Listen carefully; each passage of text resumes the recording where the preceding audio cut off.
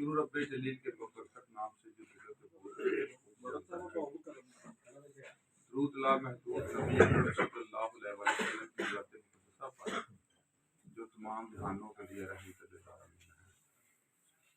बुजुर्ग मेहमान आ गए ने, मैं सब तो पहले तो इन्हां दा मशकूर हाँ कि इन्ने शार्ट टाइम दे विच अपनी बड़ी ही कीमती 2-3 प्रोग्राम छड्ड के अज मैनूं एहसास होया कि वाकई ही कदर करने वाले वक्त आवे तो साडी कदर करनगे।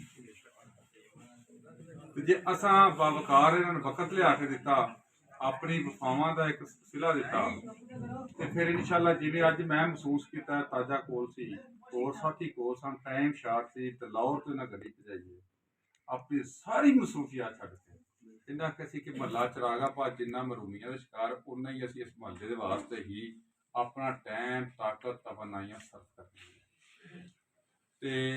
हज़रत शेख बल्कि रहमतुल्लाह अलैह दा फरमान है वक़्त मुहद्दस ने, मैं जिवें इख्तलाफात भी तो भाइयों तो होंदे ना आपस फैमिली च हो जाते हैं, फरमान किसी प्रोग्राम में गया तो फरमाया कि इतने सारे ही बंदे इस बंदे ते राजी ने, मैनू पहला पता होंदा तो मैं नहीं सी आउणा। उन्हें वजह हो सके जो बंदा हर बंदे राजी रखता मुनाफिक होता है। इस वास्ते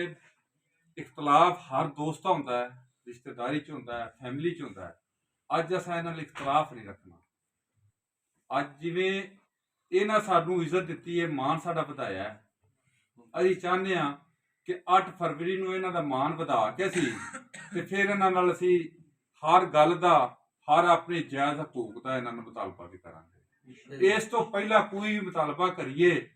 इस तो पहला कोई भी करिए तो किवें आप ना जोगी ते गुआंढ बुलाए,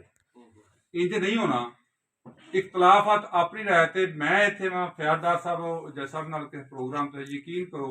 कि जिस तरह अज इन्हां मान वधाया है, मेरे ख्याल है जिन्ना भी जरूरतमंद सियासतदान होवे ना, भाई दरान चट्टा साहब मैं बाखुदा तारीफ करन दा दी फजूल। जिस वक्त मैं होर दोस्तां ने फोन किया कि मैं ताजदीन का प्रोग्राम असा फ्लाप नहीं करना, उन्हें आख्या यार तू आख्या जरूर सी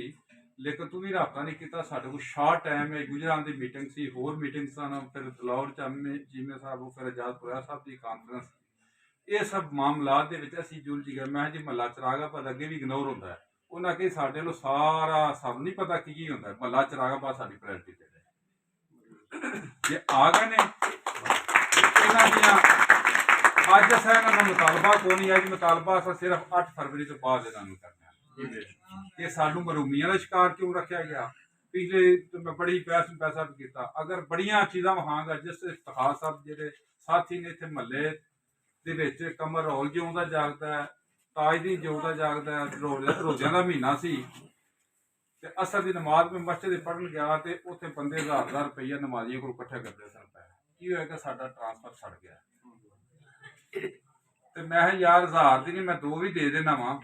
तो जे अगर बगैर पैसे तो लग जाए फिर तो वड्डा लग जाए, मैं शायद गल तो नहीं करदा। जेडे शहदीन ने उन्होंने को पुछो, उन्होंने सामने फोन किया, जिस इफ्तिखार साहब आके उस आख्या कि सवेरे भट्ट साहब तुसीं इस बल्ब की रोशनी के नाल सैरी करोगे,